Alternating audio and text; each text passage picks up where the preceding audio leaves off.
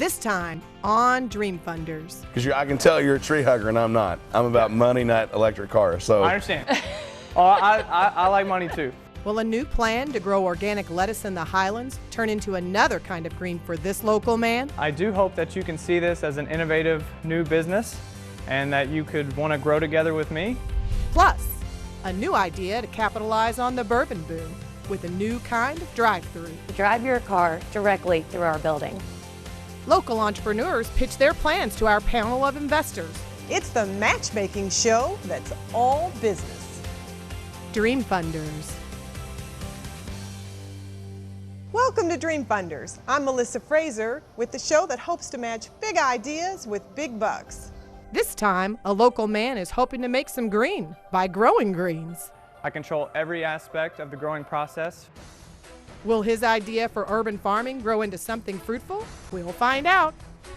And a new way to go grocery shopping without getting out of your car. And what are your sales so far? Will this idea fit the bill?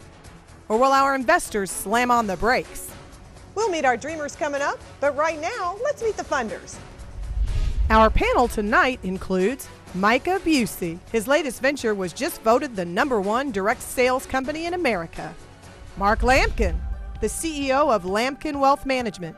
He's listed as one of the top financial managers in Kentucky. Marty McClellan is with us. He's the chairman of the Enterprise Angels funding team, while managing $280 million in accounts and hedge funds. And Jennifer Williams, a successful e-commerce entrepreneur who hit it big with her business called Cuddle Clones. Those are our funders. Now let's meet our first dreamer. Hello, funders. My name is John Hayes, owner and operator of Updrop Farms, indoor vertical hydroponic farms. And I gotta ask you, do you know where your food comes from? Because I plan to bring fresh, local, better than organic produce to local, different locations throughout the Louisville market, where currently the supply cannot be met by all the demand. So what I do is I grow indoors vertically with hydroponic systems, taking maximum amount of use of my footprint. I control every aspect of the growing process, from the nutrients, the lights, the carbon dioxide in the air, and I leave nothing to chance like traditional farming. Right now I have a few systems in place that are producing different types of lettuces, herbs, microgreens that myself and my friends and neighbors are really enjoying. So right now what I need to do is expand to a retail location, which I can use as my centralized hub for local deliveries, local pickup, monthly subscriptions, as well as deliveries to restaurants and other local businesses that want to do the wholesale side. This facility will require 24 vertical rack systems capable of producing 115,000 heads of lettuce per year in about 1,000 square feet at a cost of around 62 cents per head, which I can sell anywhere from $1 to $2 depending on the retail versus wholesale side, things of that nature. This facility will cost me around $75,000, which I am willing to give up 15% of equity in my company. I do hope that you can see this as an innovative new business and that you could want to grow together with me, and you can answer the question of where your food comes from. So thank you. I'll take any questions. Mark. I'm embarrassed to say I don't know what a regular head of lettuce costs. How do you compare? Well, there's obviously all different kinds, so you can go to Kroger and get stuff that's wholesaled in, delivered from across the country. And my problem with that is that it's usually picked not by flavor and taste and ripeness.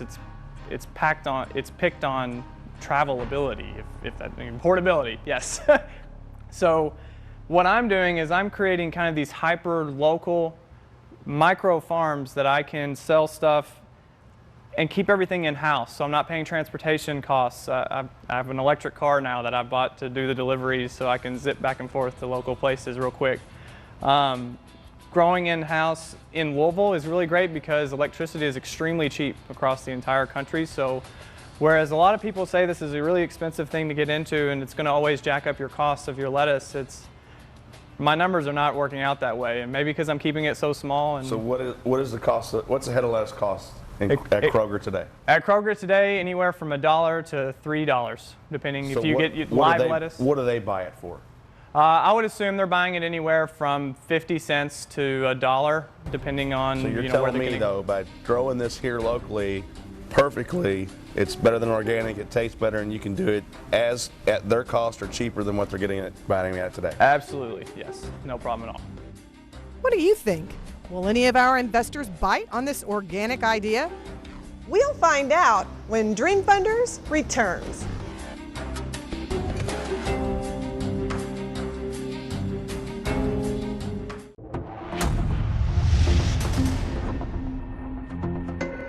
I'm Melissa Fraser, back with you on Dream Funders, the show that matches local entrepreneurs with local investors. Right now, John Hayes is hoping to raise some cabbage from our funders for his idea of growing organic lettuce in the city. So what I do is I grow indoors vertically with hydroponic systems, taking maximum amount of use of my footprint. I control every aspect of the growing process, from the nutrients, the lights, the carbon dioxide in the air, and I leave nothing to chance like traditional farming. This facility around $75,000, which I am willing to give up 15% of equity in my company.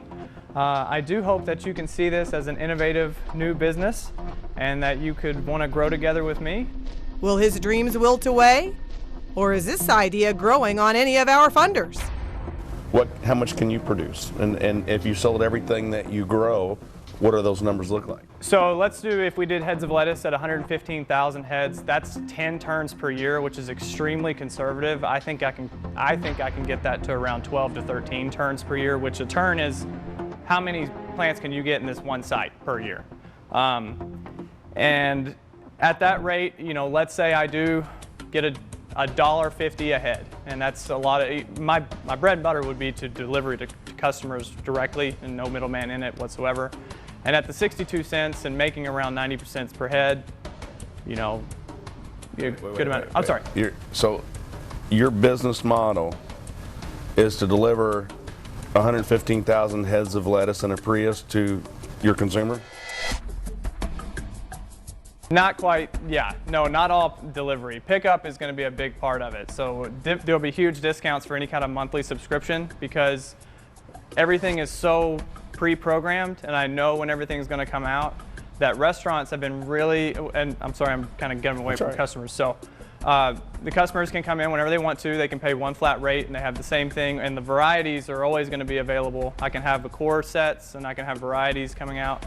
And restaurants have been really, really interested in the fact that I can actually give them growing space, and they tell me what they want. So that's a really nice thing too. So they can tell me, you know, they want a certain type of microgreens for the next few weeks and try it out. And if they like it, they can keep it, and I can keep churning out that same amount for the same price, and they get the exact same product every time instead of a variety of their food distributor getting it from Canada. So do you have a problem with tweaking your model to really go after more of a wholesale restaurant distribution and getting away from your moms and pops, or are you just so passionate about changing the world a grandma at a time that that's your single focus? No, I mean,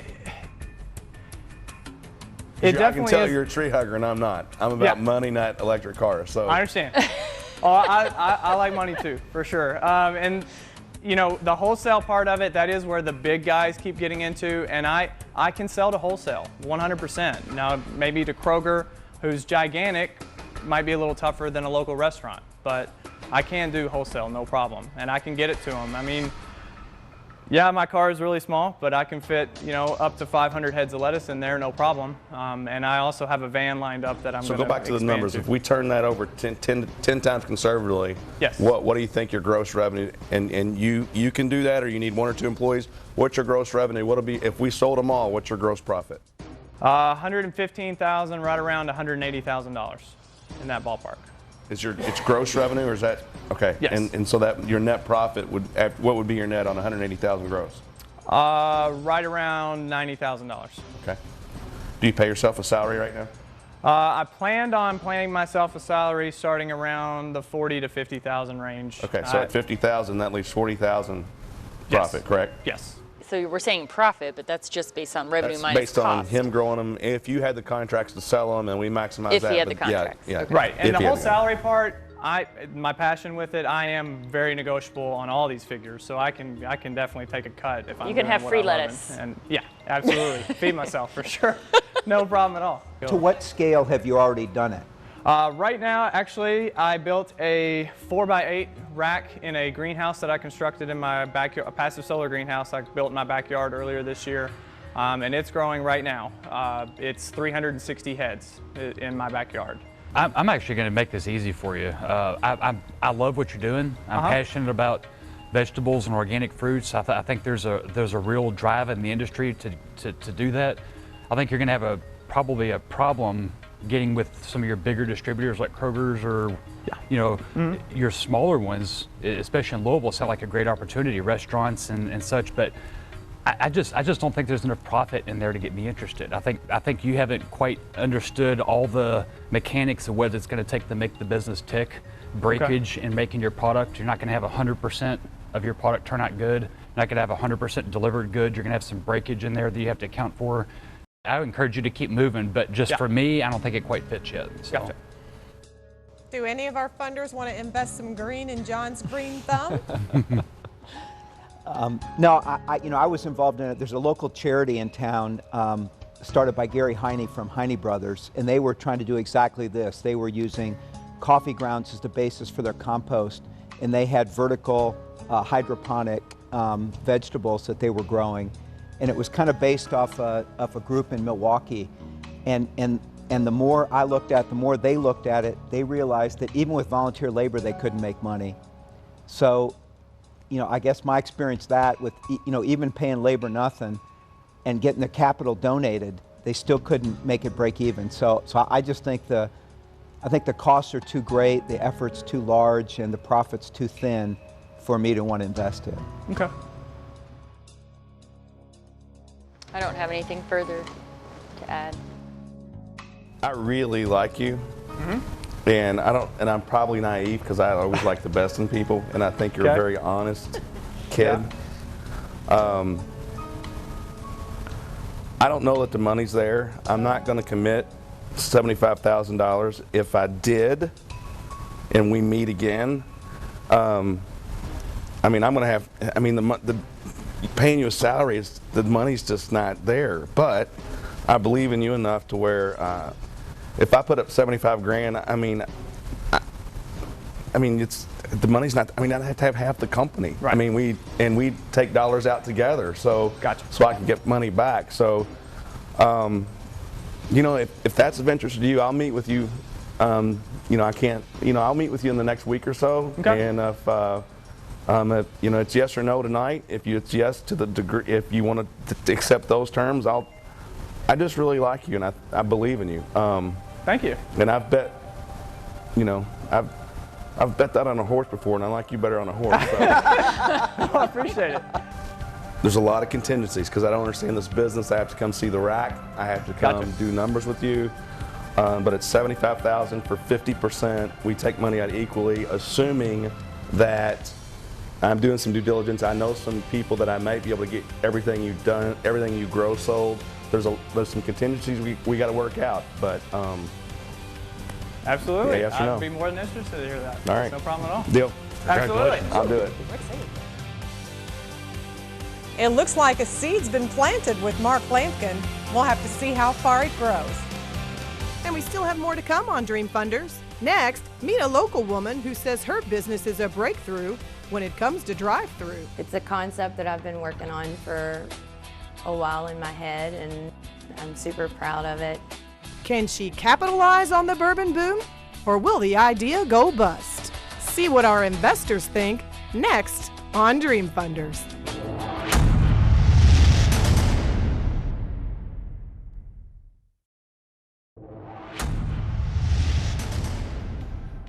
Welcome back to Dream Funders. I'm Melissa Fraser, inside the Fraser History Museum in downtown Louisville. We're hoping to make someone's idea for the next big thing become a reality. And right now, it's time to meet our next dreamer.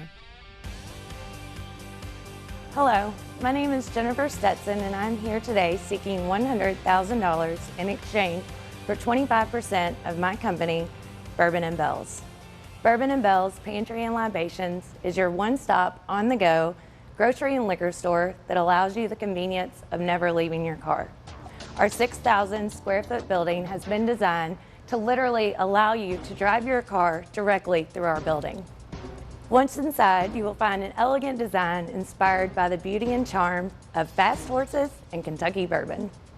With a variety of bourbon, wide selection of craft beers, local wines, and other assorted liquors, our retail store is sure to impress. Our pantry products that we provide are items such as eggs, milk, and bread, to diapers and other household items. Carrying Kentucky Proud products, our goal is to embrace the community and keep it local.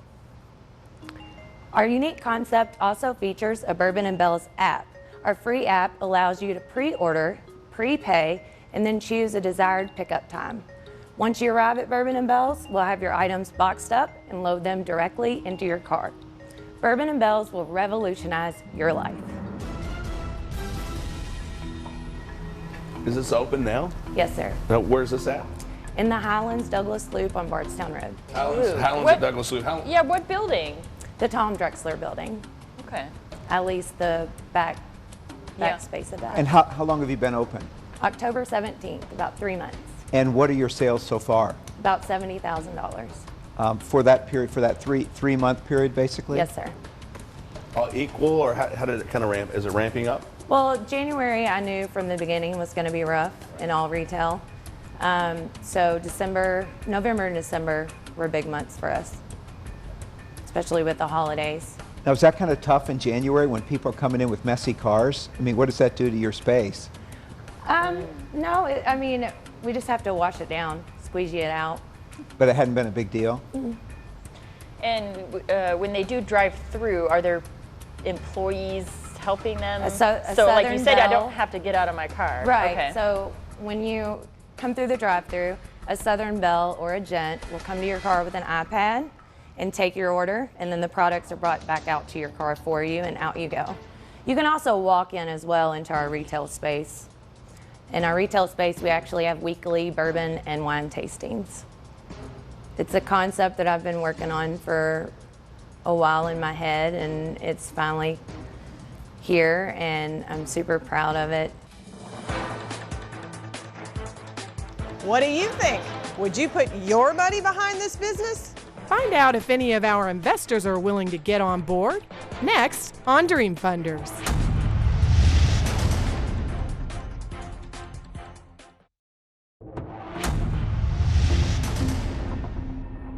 Welcome back to Dream Funders, the TV series that matches local entrepreneurs with big money investors. Earlier, we met Jennifer Stetson, who recently opened a drive-through grocery and liquor store in the Highlands called Bourbon and Bell's. Well, as a single mom, I always was frustrated that I could drive up to a window and get wine, but when I ran out of milk and didn't want to deal with the grocery store, when I ran into a convenience store, I had to get my daughter out of the car as well. It's a concept that I've been working on for a while in my head, and it's finally here. Now she's hoping to get the new business up to speed with help from our panel of investors. Funders, what say you? I'm loving the setup. I'm loving, your presentation, your detail-oriented, which is very, very good, right? But you're doing so many things, right? And I grew up in Bullitt County. I try to catch 3 chickens. I catch none of them, right? You go after one. How many items do you carry on the pantry side? On the pantry side, we probably have, it's about 600, but that includes the flavors too. So you have Coke, Pepsi, Diet, Fanta, Grape, lemonade, Capri Suns, Fruitables. So basically the products that you see when you go into a gas station. Skim milk, whole milk, 1%, like all the types. Yes, ma'am. So what's your, if I go to Walmart and buy that X, Y, or Z pantry item, how much more are you for the convenience? Walmart versus convenience? Yeah, versus you driving through. Is it significant? No. It's not a price that someone's not willing to pay to not have to get out of their car. But how much is that? Are you 10% higher or 20% higher? I would say the average is probably 10 to 20. I mean, you're talking about a 20-ounce Diet Coke's $2. How many employees do you have? Currently I have 6. What's your break even on this per month? What's that monthly break even point? Our daily sales average to break even, including purchasing new inventory, needs to be about $800 a day gross. I mean, where are you advertising? Well, I just recently had a billboard that went up last week, and that has been my major problem, is getting traffic into my store. A lot of people do not know that I'm there, and that's why I've come to you all. I mean, my house is nowhere near there, so I would not really go there, you know, on my way home. Right. So is it going to be focused on getting customers from that neighborhood? I think not only neighbors, but also people coming home from work.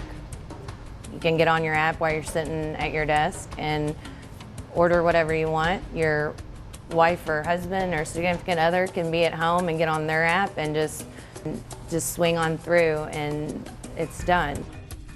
It truly is a beautiful, beautiful concept. I can't add value here because I know nothing about retail. I wrote down the address. I'll be a customer. I know. It's just not, invest-wise, it's just not the businesses I do. So only because of that's why I'm out, because I certainly believe in you and your cause. Well, thank you for your time. I think you got something going on. I'd keep pursuing it, but for me as an investor, I just don't, I can't add anything at this point, so thank you. How about you, Marty? I live too far away. I can't be an investor. Just because you're not a customer. Jennifer? Yeah. What are your thoughts on it? I am out, but only because it, just a little bit to what Micah said, it's a little bit too early for me to kind of know if it's going to take off or not. I mean, I think that I am also going to go there and check it out. And, you know, then maybe I'll have to ask Melissa for your contact information. Good luck, Jennifer. Thank you very much for your all's time. Even though we didn't make a match this time, there's still hope. In fact, here at the Fraser History Museum, you can find plenty of inspiration to keep trying. You know, there's hundreds of stories of innovation that are told in this museum, and we hope it's a place of inspiration for all. This exhibit, which documents the history of Louisville's Doe Anderson ad agency, is full of inspiration and creativity. So one of my favorite things, Todd Spencer is the president of Doe Anderson right now, and one of the parts of that exhibit includes a rejection letter. The first job that he applied for at Doe Anderson, he was turned down, he was rejected, he didn't get the job. And he saved that letter, and he now has that letter sitting next to his picture as president of Doe Anderson. So that should be an inspiration for anybody who maybe the first time around doesn't get exactly what they want, but keep at it. Keep at it. It's good advice for our dreamers and everyone in every phase of life. I'm Melissa Fraser. We'll see you next time on Dream Funders.